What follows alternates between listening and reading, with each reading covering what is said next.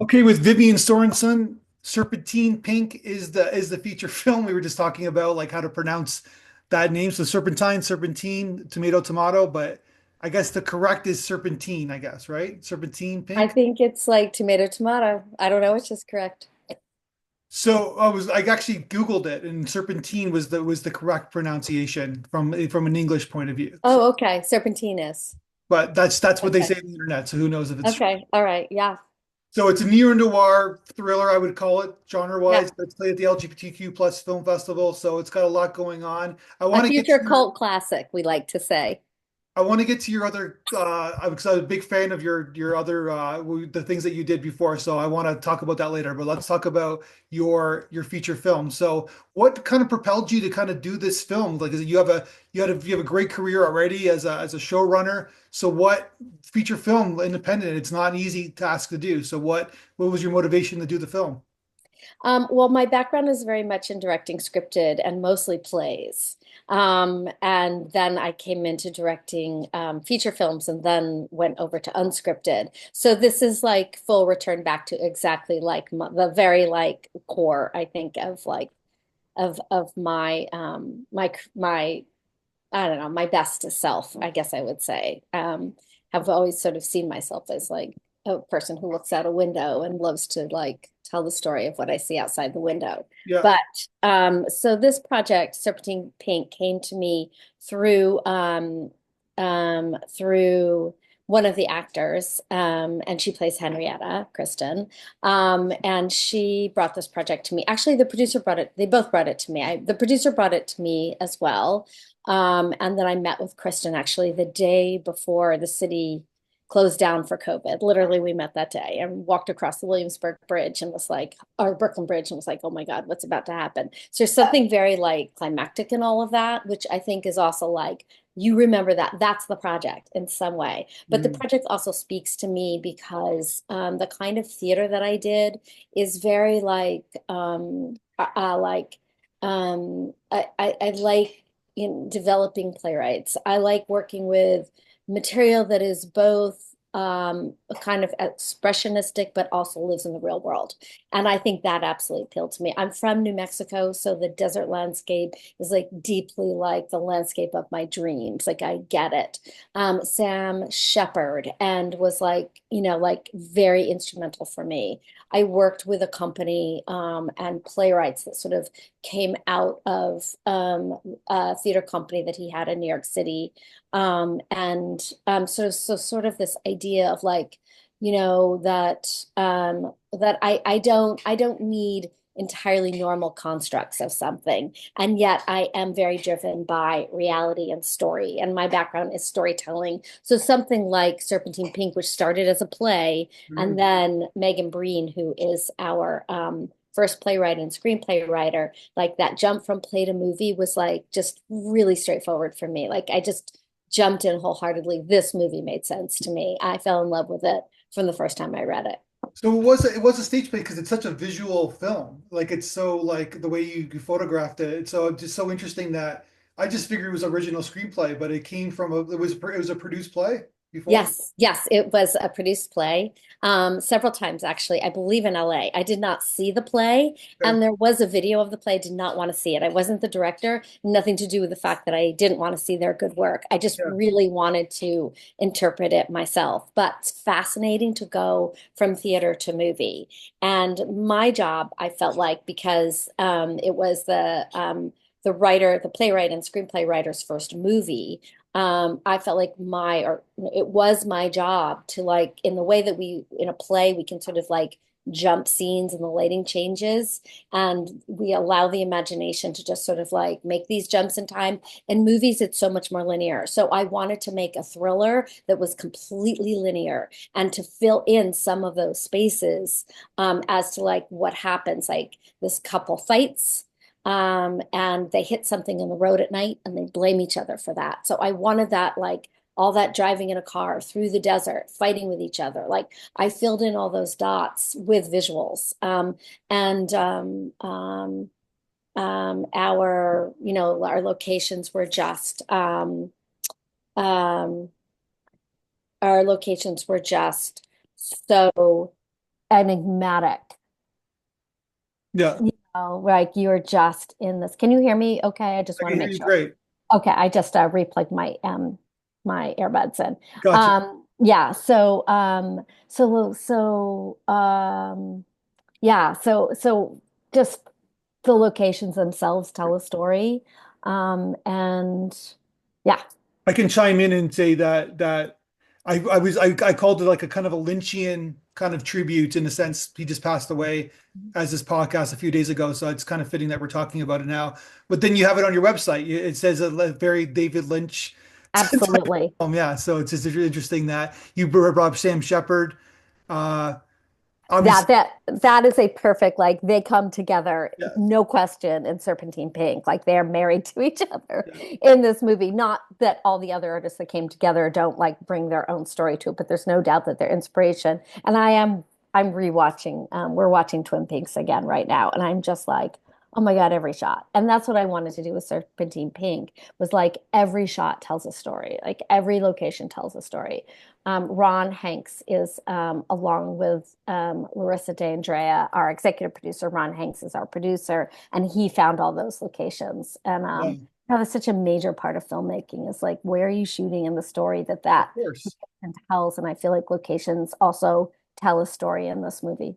When you brought up you're from New Mexico, and of course the Breaking Bad franchise, I guess you can call it now, like kind of took advantage of that landscape that you were describing as well, right? So Yes, they absolutely did. And yeah, there's just something that sort of the barrenness, the harshness of that landscape, the gifts that that landscape also gives you, um, in its beauty, but its beauty can kill you too, right? So yeah, literally, yeah, yeah, yeah, li literally, yeah. and um, yeah, so I really wanted to delve into that.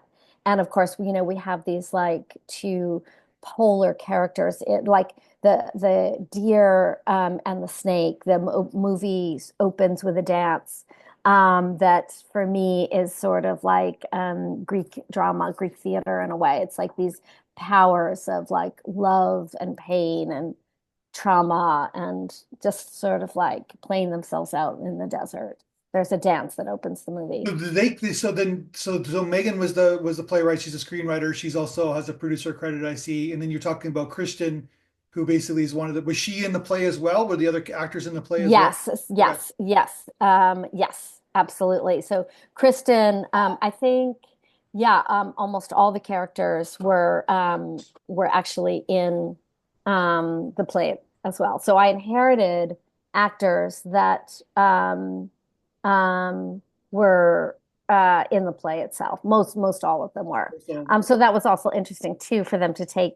We all had to sort of find each other, and I had to like they had already like understood this they as have a ownership, play. right? They have a They certain had, ownership to the script, right? So and in my job, like, I mean, in many ways as a director, I think your job is also to say, to bring your team together that is like, knows more than you do, right? So I always look to everybody as like they actually know this better than I do. mhm. Like in this way, they've studied it for years, but I'm going to bring my fresh take, but I want to understand where they're coming from. So it's just sort of a like, let me take this in a different direction, but tell me what you know. And I did take it in a different direction in several ways, that I think everybody was like, okay, we're on this for a ride. I mean, it's a movie, it's different than a play, right? So did they bring you on the project? Like was like they Uh, what do you think that inspired them to talk to you and bring you on the project? I think most of the things that I'm talking about, like my knowledge and background is so like just sort of the way I think about the world. Like I just think about things in a weird way. I'm willing to like take giant leaps, and yet I'm a storyteller. Like I'm a deep, deep storyteller. Like, and I found the story of like surviving trauma, and that if you don't deal with trauma, that then violence will be enacted, and we can be incredibly cruel to the people that we love, incredibly cruel. And how do we take like this love triangle and how do you survive? How do you survive? How do you survive trauma? And I feel like that's very much what this movie is about. And yet you don't necessarily know that while you're watching the movie, which I think is like it's storytelling. It's a great story, which is why also I think it's really successful. So I think both like my background in theater, I was a professional theater director in New York City for 10 years. Like I'm like even unscripted teaches you how to tell stories. So it's just Mm, like my teeth are like sharp. It's the storytelling department. I love thrillers. I love, but I love horror. Horror is like no question, but I like it in really subtle ways. But I think the interesting thing that attracted me to Serpentine Pink also is the overt violence in it. And I wanted that to, I wanted people to see the violence. I wanted to people to actually like see what that looked like, and yet it's still magical. mm. And the interesting thing about um, Serpentine Pink is that it's based on a playlet from the Grand Guignol. And the Grand Guignol is the theater of horror and torture that took place. It was a theater actually in Paris in the 20s and 30s. Antoine Artaud, like very interesting playwrights were writing there. And it was like it's our early horror. Like, but people Yeah. would actually go to plays and see this horror. So it's based on a love triangle between a man, a woman, and another woman. And Megan decided she was motivated, and I guess her mentor said, "Why don't you try and make that between three women?" And right away, that was just really exciting to her. And I feel like one of the powerful things about this movie is that we're saying like it's not male, female, or anything. We're all hurt by trauma, and we take it out on each other unless Yeah. it's dealt with. Yeah, there's a lot going on in this thing. So I just want to talk about the specifics because obviously it's a play and you want to make it visual. And then of course you're on a budget, so you have only sort of certain amount of toys to play with, I guess, within the context of the budget that you have. So how did you kind of game plan this script? Did you with your cinematographer, did you guys storyboard Yep, we everything? storyboarded the whole thing. You storyboard the whole thing. Yep. And we looked at other movies and were informed by other movies. And we like, yep, yep. And then when we went in, we had a really good idea of what we wanted to do because we had to do it very quickly. I believe we did it in 14 days with 2 days off. I Yeah. think we did. We also did it in COVID. So, and we shot right outside Joshua Tree and all these incredible locations. We literally were I forget, a pod, and there was actually a PA who got sick, not from COVID, but tummy, whatever. Yeah. And she had to leave to go get well. She was not allowed back into the pod again. Like we just did it. Like whatever her job was. Like we just had to, like, no one else was allowed in. I mean, we literally like camped out, Yeah. moved our locations around, got tested every day or every other day. And one of the producers on the movie is also a nurse. And so she traveled with us. So we got tested all the time. And that's how we made the movie. Fast and Furious. We actually had no choice, right? Because we were also in COVID. Yeah. So we're almost forced to like not expand past our like limits. Yeah. So we made that movie, it's a small cast, but I think probably because of all of our theater training, we were able to really like make small things matter. And Elizabeth Hanks, our It- DP, is just extraordinary it's storyteller. Elizabeth Hodgman Kanks, right? So yeah. Yes, yes. Yeah, I was just on her I was just on her Instagram page. Yeah, it's a nicely because it's so interesting because the actors obviously they know the lines. One would assume how many times how maybe hundreds Well, of it changed into a movie though, right? So yeah. things No, expanded. no, I understand, but they Yes, understand the scene, I guess. yes, That's the better way to put it, right? yes. So there's not much rehearsal, one would assume. I guess just like blocking, I guess. You're rehearsing the blocking, but did you show them your storyboards before? I'm just always curious about that. Like, did you show the No, oh, no, no, okay. only Elizabeth. And we worked on that together.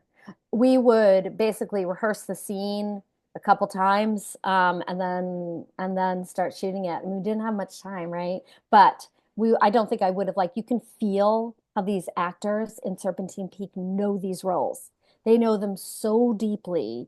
Olan, for example, like she just like breathes that role. And Yeah. I do feel like yes, I'm like I could say as a director profoundly grateful to these incredibly talented actors that they knew these roles inside and out. Yeah. Were we to just start a fresh movie and do that, I probably it would just might have a more green feel to it. But you can just feel the nuances in the characters. There's so many different directions to go with it. Yeah, and they therefore they could improv. So we did a fair amount of improv as well, like screaming in the truck, like what you scream at your lover in a in a truck. That's improv. Like I definitely took liberties in some of these areas where I'm entirely like unafraid to go. Um, um, yeah, But now it makes sense to me watching when I watch the film because there's long sequences, there's long scenes, so it makes sense that it was a stage play. But I wasn't consciously thinking about it when I was watching the film. But there's like such the care within the characters, like even the beginning where like between the door, right? There's like it's like a 10-minute scene. The yes, two characters, and they're not even in frame together, just like they're separated, and it's by like, a door. yeah, by the door. And Yeah, it's kind of sets up the tone of the entire film, right? Like, but I yeah, can, it makes me want to cry. Like when I see that scene, it's just like two lovers torn apart. I mean, they love each other. They're Romeo and Juliet. They're obsessed with each other, and yet it's too dangerous for them, to be together. And that sort of like, yeah, you understand why what happens to trauma victims too. Like, just because somebody's hurt you doesn't mean that you don't love them, right? So, or can love them. So that's what that scene is. Like it just like oftentimes I'd just be watching some of this and crying because it's so beautiful and sad. But like even the scene when out in the desert when the actor Steve is looking for his lost desert mouse yeah. and uh that was all, like the idea is that it's so existential. You lose your little desert mouse in the desert, and then you can't find him. Like that pain of like that pain of like looking in all over the desert for a mouse that is your pet.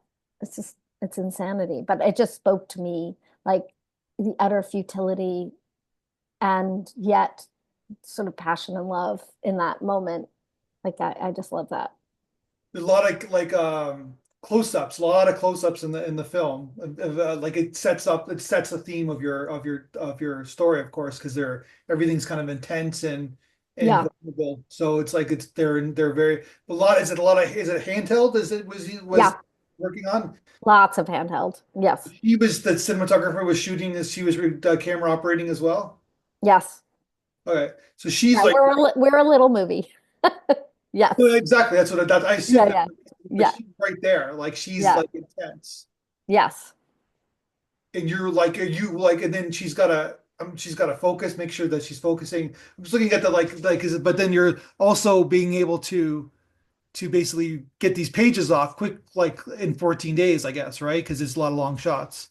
A lot of long shots. Yes. Yes. I mean, her AC was absolutely incredible and doing focus pulling for her. Yeah, And we shot so much of it at night in the desert too. So that was like we're often in the dark and just yeah, working with a few lights, which is also really cool, right? It creates a whole look. And then we also wanted like colors to tell a story. So in that sort of like using entirely like green tells a story and green, pink yeah. tells a story. But then even So like yeah, so or the van, you have the natural like the lights in the like kind of the Christmas lights in the back, right? isn't that so beautiful? I Yeah, know. Yes, this like white van driving through the desert. And that's the yeah. only thing that you see. And yet we spent so much time decorating the inside of the van. Like you are just lost in this world of like, these people who try and heal these broken people and what their lives are like, addicts and, but not totally addicts, like just like getting by. Like everybody's a little broken. We get by. And that's, I think, another message in the movie. So was there any, I don't know, was there any conflicts within because there seems like a lot of collaborative hands in the cookie jar, so to speak, of this film, which is great, but then sometimes there could be conflicts, but Sure. Yeah. No, I mean, anytime by the time you get to the end of a movie like this and nobody has slept, yeah. you're just so weary and exhausted. You have no idea. You're You're like, nervous too, right? Because yeah. you actually pull Oh out my the God. I'll tell you. Oh my God, I'll tell you one really funny story, and then I'll actually tell you one more filmic story. This one is just like filmmakers' normal story. So, because we shot during COVID and we were shooting in Joshua Tree, everybody in LA was taking up all the Airbnbs. So there was like literally nowhere to stay, and we also had to be super careful. So myself, the producer, and DP Elizabeth, we and their new baby, and Elizabeth's mother all shared an Airbnb together. But when we got there in the desert, we quickly found by the first and second day that there were a lot of cockroaches. Okay. And all of a sudden, we realized that this house that we were in was having like a cockroach infestation. And because they had the baby, they didn't want the house sprayed. So we immediately all had to spread and go find other places to stay during this like movie that we're going to be shooting over the next 2 weeks in locations all over this Yeah. desert area, right?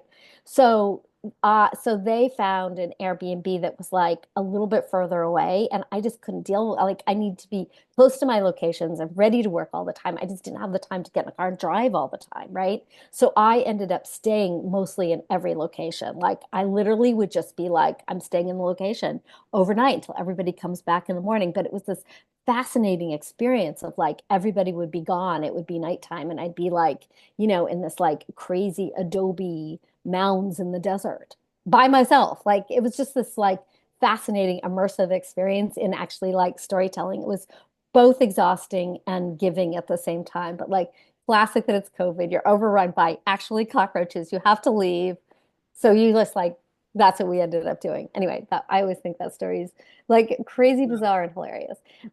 So from a filmmaking story perspective, I guess my answer would be the story of the deer is really interesting one because um, um, I always saw that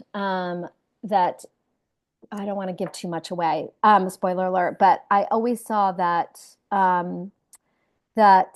what is hit, well, I'm just going to go for it, is a fawn, a baby Yeah. female deer, and um, and that is not what was interpreted originally, and I brought that to the story. So when you think about it, it's these two women and they hit a female baby deer. Okay. And that adds layers and layers of storytelling to this that wasn't part of sort of the original storytelling. And so we all had to really sit and be with this because I also got this very incredible prop that answered to that. And I just felt like, it's this very deep and the story of like um birth and having this sort of like nurturing and this baby deer, baby female deer, um that It's a doe, right? that becomes very much like the centerpiece of the movie. Yeah. And They that call was it the not doe, part right? of the original idea. And so I really had to get the entire cast sort of like over the Gotcha. hump and with me because the difference is that they had ideas about the play and I had ideas about the movie. And that's where there was conflict sometimes. Gotcha. That's what well, yeah. Well, then, but you have to have that confidence to want that because it's like Yes. you're working on a film that it's already been a produced play. You got actors who are working on it.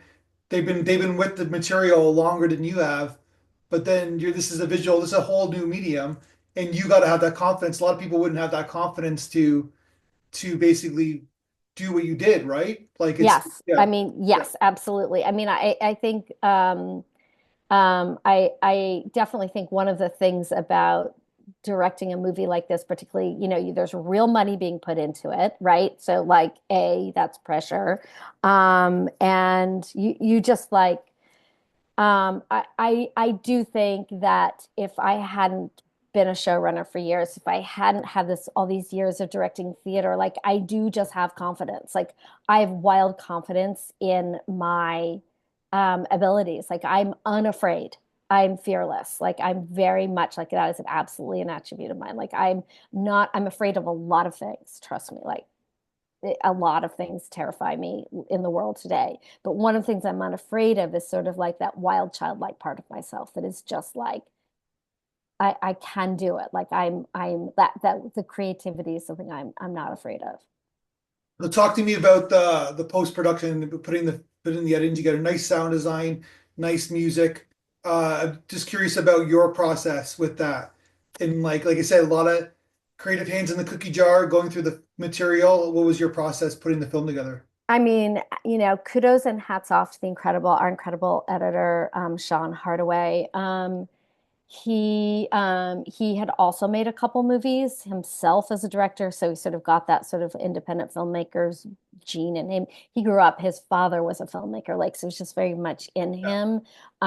And so he lives in Brooklyn, I live in the Lower East Side, and he would work and then I'd go over to his apartment. We just like kept chipping away at it. But he has a speed about his work that I think like speed, like I think his sense of timing is really good. And he just sort of immediately understood this movie. It was like right up his alley. And so we worked, I mean, I think from soup to nuts, this movie was done in under a year. that's amazing. Amazing. Like, right? And the composer is Gary Meister. And he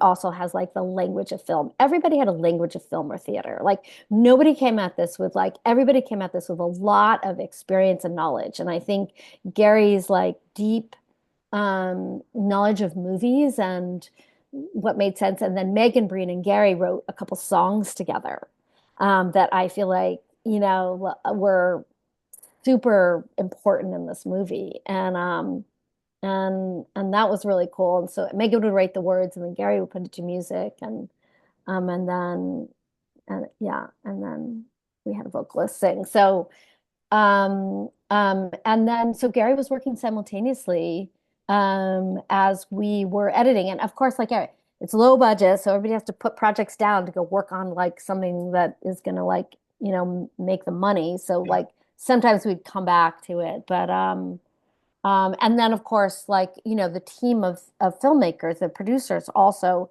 had a hand in the edit as well. And we'd spit it out and get notes and come back and work on it again. And the sound effects were wildly important to me as well. Like I wanted to have the landscape and sounds of the desert, just like I wanted dance and elemental forces in this movie. Those are incredibly important. So you got a feature film under your belt. How does it I feel? know, I know. I'm so proud of this movie. Yeah, you were I very proud. cannot tell you, like, I love this movie. Unlike I even worked on it. I It's just amazing. love what this movie's about. I love its images. I love I love like Megan's harsh, difficult, brutal language. Like her language is brutal Yeah. and beautiful and feminist and its very core. Like the movie's so just about people and what's painful, and yet we love, and yet we're passionate, and yet we're broken, and yet we come together. Like everything that the movie is about are things I care about, and then to be able to tell it in this landscape that is just so beautiful, and the landscape is beautiful. Anyway, so I'm working on a couple other projects that hope to be directing soon. That was my next Um, question. Good. yes. So, another one is a thriller, and that is about a person who's neurodiverse and kind of also becomes the hero of this movie in a thriller environment in like a place again like New Mexico or Colorado. That's one of them, and then I have a documentary that I'm wrapping up right now that we've been shooting for 8 years about food and farming, and totally different than it's, but also elegant and stunning and beautiful. So something that I work in, it's called Fork in the Road. So I gotta ask you before I leave you because we've been talking for a bit, but I gotta ask you about your previous experience as executive producer, especially the Food Network. Yes. Me, my wife and I have a very special attachment before we were married to Chopped, where she Oh was my God. You were literally married to Chopped, right? well, yeah. Yeah. Get it. We say get it on the plate, like maybe on a daily basis, right? The catchphrase of the show. Yes. Like Yes. we have kids now, so when we're feeding the kids, so gotta get it on the plate. So Oh my God. Yes. No, I mean, I'm an architect of Chopped and came on for the very first oh episode wow, and okay. built the whole team. So there's a Um, structure. Because as I do what I do for a living, I kind of like watched all the episodes. I started really kind of breaking down. Obviously, it's a simple structure, but meaning that like who is the winner? How did you guys edit the winner? Like how you guys how the editing was like the person who ends up winning, like because obviously there's all these like what do you call it, like shadows, or I was the red herrings I should say, about like who's gonna win right at the end. But then yeah, I mean, we don't know the show. I mean, like I'm not the only person to say this. The show is like complete, there's nothing forced. That's the amazing thing about Chopped, and I think why it survives so long is people respect the show because the game is the game. It's a game. yeah, Just like in basketball or soccer, anything yeah, else, exactly, you do yeah, yeah. not know who's going to win. But we do have nine cameras shooting in different places Nine throughout, cameras. nine Okay, cameras, all right, and they're not all on set, but they're in different places. yeah, And I mean, we always said from the beginning, how can we save money on this show by doing a line cut? You cannot do a line cut. You can't do a line cut. yeah. You can't because there's no way the storytelling comes through what So in every actually episode's the happens. same episode, meaning that there's a structure in the editing, right? So you know what you need to get in order to, Yes. right? But Yeah, we don't know what that is until yeah, we've collected all the information. yeah. Like, and who wins and who loses is up to the judges. Right? It's so amazing. Yeah. And my belief in that, like we never, something interesting to know about Chopped is we never put earbuds in the judges or Ted because they're just so inherently brilliant. Like we don't need to. What actually comes out of their mouths is like it's like improv. It's sorry, not improv. It's like, documentary. Like Yeah. it's just like they're the experts. Like let them talk. And I think again, as I was saying before, like genius also comes when you put these amazing people like and let them do their thing. And chefs, like actors, are wildly passionate about their craft, Yeah. right? And it is a movie about like game and art, game and food, Well, you timing, made stars out of a lot of the chefs too, right? A huge lot of them. stars. Yes. And I'm assuming that watching, like there's certain ones that are better than others, right? There's certain judges that are better. That's why you kept bringing them back, and then certain ones you didn't bring back because they didn't have that. They could be great cooks or great chefs, but doesn't mean they're good for TV, right? But then this is a whole other cash cow for all these chefs because they go on to other shows, they judge other Oh, shows, and then they have their own shows. Some of them, it's just kind of amazing how they created this whole new stream of commerce for these chefs, right?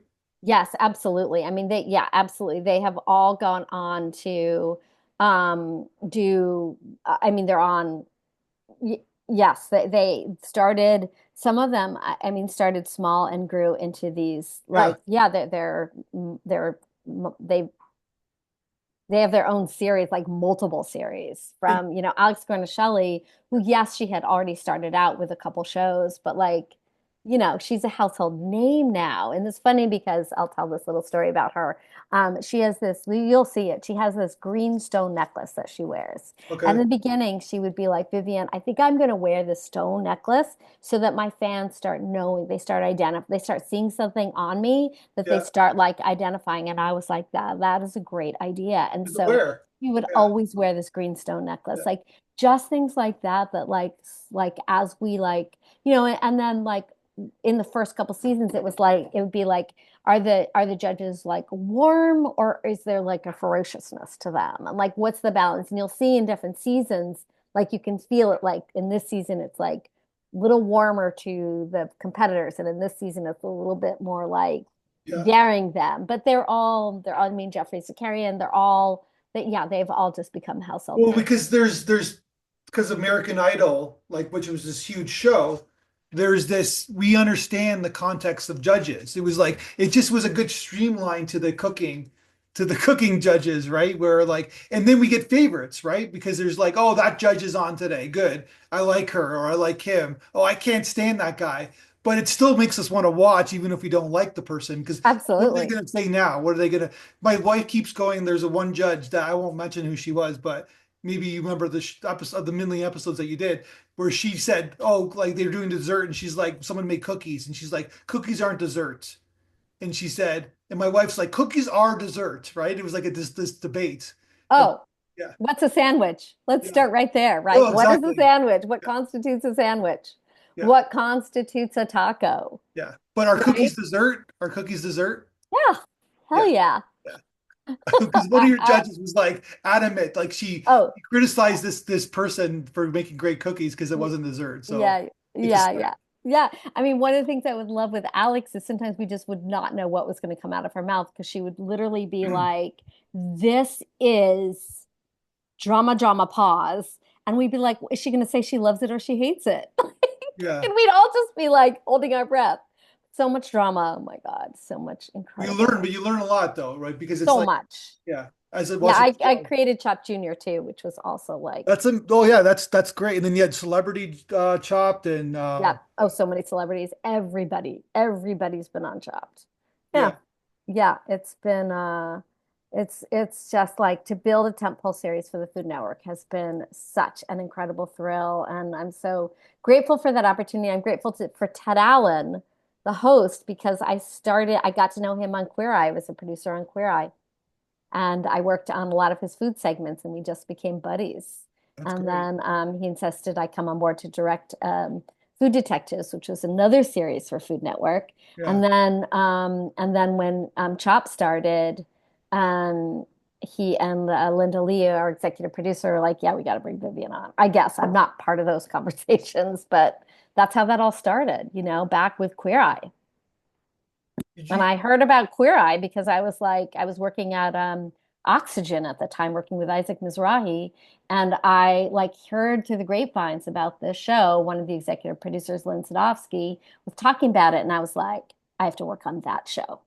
Like, you just know when you have to work on something. I was like, I need to work on Queer Eye. That is going to change.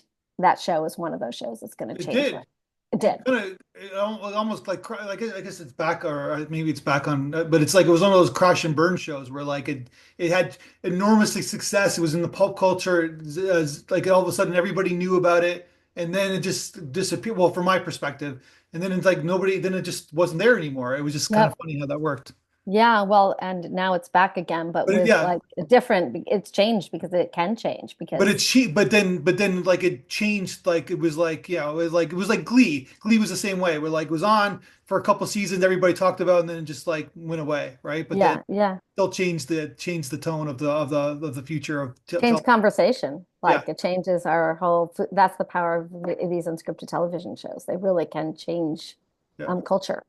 Yeah, Also worked with I guess he's like the kingpin of the Food Network, Guy Fieri. I have.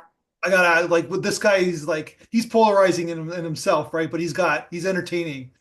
Yeah, He's like he's a master, he's a showman like he is. none other. He is a showman. It is extraordinary to be in his presence. He just is I don't know, some people are just born with this ability cellularly to attract people to them. Yeah. Like he just like, and he's a giver too. He's kind and excited and passionate. And it's like you're charged when you're around him. Yeah. So he because he helped so many. I'll give you an example. We were watching his like dinners, drive-ins, and dives, whatever show, Yeah. and Diamond. Yeah. it's a fun show.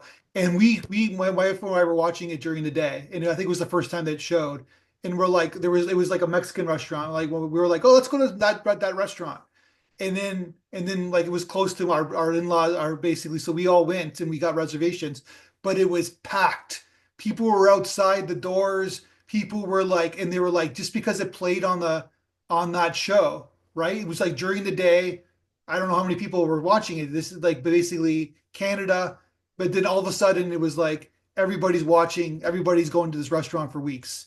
And Yeah, yeah, he does that. Like again, he has I think of him a little bit like Dolly Parton, like or Bruce Springsteen. Like he's not like there's no side, there's no one side, the other. We are drawn to him, and what he has done is take those little mom and pop yeah, restaurants and like made them come back alive again. It is hard for them. It's hard for restaurants to survive. Yeah, And when 100%. he comes and drops by with his red convertible, Yeah. you can bet that like exactly what you're talking about. Like he revives small town American restaurants where there's amazing people cooking and doing incredible things. And they might be bringing things from their grandmother and their abuela and their Yeah. nona and their whomever. And they are creating, it's like only at this restaurant can you get that, but we don't know about it in It's TV the and great media. publicity. It's like he gives the restaurant emotion. It's like, oh, that look at that person back there. That's that look at their story. That's like, yeah, it's really the Food Network's kind of amazing. It's like so popular, but it's like, and people like chefs didn't make that much money, but these chefs who are on your show, they weren't making crazy money, right? Now they're like, it's amazing, right? Yeah, So yes, yes. And good because the on you. restaurant business is Yeah. like, we all know, like, is hard to keep a restaurant open, right? That's a And documentary right there. chefs work hard. Like, chefs are on their feet, they're shucking peas or whatever they're doing. Like, it is like they're always like their stories are they're trained in French restaurants, or like back in the day, or they had people yelling at them, like the bear, the reason the bear, right? Like, Yeah. all of A that. So show they, about trauma, about a chef. Yeah. yeah, yes, yes, yes. But no, the food, like it's so funny to go like from, plays and movies into like my whole world in food, and then Yeah. coming back again to like scripted again is really fun. And then again, my documentary is blends sort of the two together because it's But I was just about, going to say, because I've had you on for a while, but I was going to say that that's a great documentary, the history of the Food Network, like how it came about, talking yeah. to people like yourself, like, because it just became this huge thing, and it's like it all kind of spiraled into these different avenues, and you go to like you're in New York City, you go to like Times Square, and it's like all these Food Network people have their own restaurants, and it's like it's just kind of Bobby crazy, right? Flay, right guy. Yeah, no, I Mission, who's the guy who does Restaurant Impossible? That guy's like, yeah, yeah, no, yeah, yeah, him too. yeah. Yeah, well, we have an idea that just started on this podcast. Yeah. I don't know if anybody's done that documentary It's a before, and great I'm Netflix remiss that documentary. like it's possible that it's out there, but Yeah, I agree with you. Like, Food Network is a phenomenon, and yeah, it has changed food conversations forevermore and lives and our appreciation of food, just in the same way that Julia Child did, you yeah. know? And that was very much the sort of the beginning of bringing sort of this like a European idea of And food. it crosses like my kids will watch it because we were watching because it was like they were giving it to us for they were giving it to us on the TV, the TV. And they're giving the Food Network like for free. They were giving all these promotions, and I showed it to my kids, and like, oh, we used to watch this show, like groceries, the grocery store game that Guy Fieri does, and they loved it. Yes, that They're show's the like 6 best. years old, 8 years old, and they were like so into the show. It's like, who's gonna win? It's like, oh, what are they gonna make? It's like it crosses all the generations, right? So Yes, yeah, absolutely. Yeah, there's people that started out on top in the beginning, 17, I like, and I'm gonna have these years wrong, but 19 years ago, 18 years ago, and they are, they started there and now they have whole lives, right? It's yeah. just like, or they come back and compete. I don't know. It's where are they now is also like so Yeah. interesting. Well, Yeah. on that note, congratulations on the film. It's playing at festivals. I hope you guys get a good, nice distribution deal with it, Thank you. and keep making movies. I think you got the bug now, and obviously you know what you're doing, so keep doing it. Yeah. Thank you. I did want to make a quick small correction. I said Steve before, who plays Shaman, and I don't know why I said that, but it's Michael Harris, Okay, who's chasing Betty, the little mouse in the desert. I just wanted to make sure that he gets that shout out because he's an extraordinary actor. that was Um, our errors and corrections segment of the podcast. yes, thank you. Thank you. You could just, Yeah. have people jump forward. Anyway, I just wanted to say that. Thank you All so right, much. This let's has talk been again when you make your next film. such a pleasure. There is nothing more I love than talking about the process of making. It is like such a thrilling experience. And yeah, I feel very alive when you're making things. Thank you so much.